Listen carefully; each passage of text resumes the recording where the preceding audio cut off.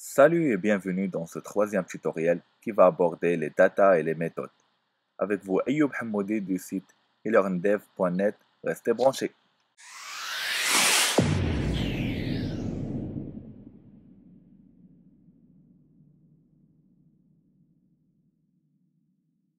Dans le deuxième tutoriel, si vous vous rappelez, on a commencé à utiliser les data. On a affiché un attribut déclaré dans Vue.js dans une page HTML. Dans ce tutoriel, on va utiliser les data et aussi on va aborder les méthodes.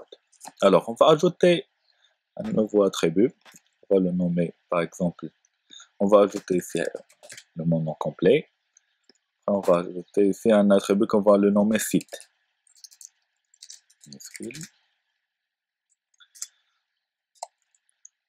learndev.net. Alors, pour afficher ce site dans la page HTML, il suffit de créer un paragraphe, par exemple, entre double accolade, on va écrire site. On va ajouter un attribut ici, un nom complet, pour savoir de quoi il s'agit.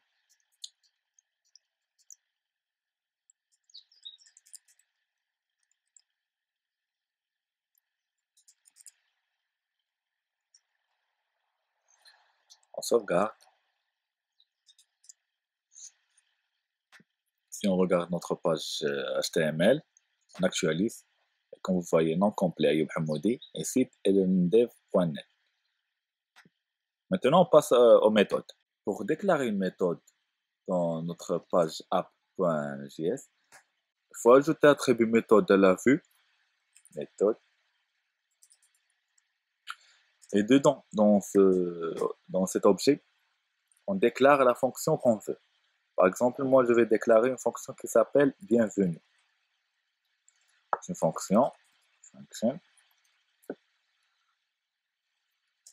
Ici dedans, on va faire un retour. Retourne, par exemple, le nom de notre site. learndev.net.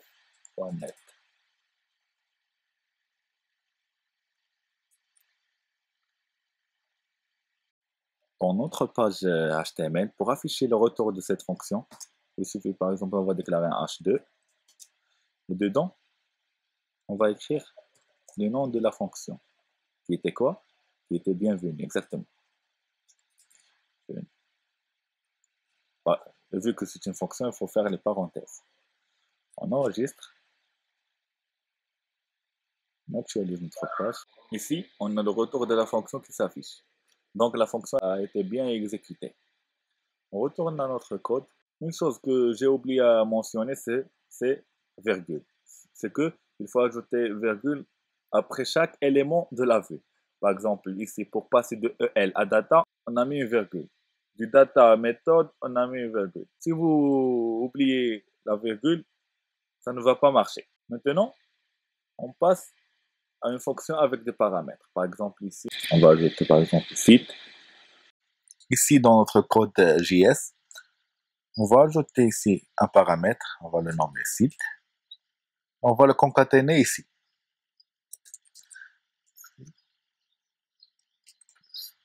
Alors, dans l'affichage, au lieu que la fonction affiche elearndev.net, il va afficher site elearndev.net. On actualise notre page. Voilà, site elearndev.net. Maintenant, on va utiliser les data de la vue dans la fonction. Pour utiliser les attributs du data dans nos fonctions, il suffit de, par exemple, si on veut afficher le site ici, site dans cette fonction, il suffit de, on va supprimer tout ça, il suffit d'écrire 10. 10, ça veut dire que vous allez utiliser les data de cette instance vue. 10, par exemple, on va utiliser site. Donc, on va écrire 10.site. On sauvegarde, on actualise notre page, et voilà, Notre attribut site, il s'affiche dans le retour de la fonction. Ici termine notre tutoriel sur les data et méthodes.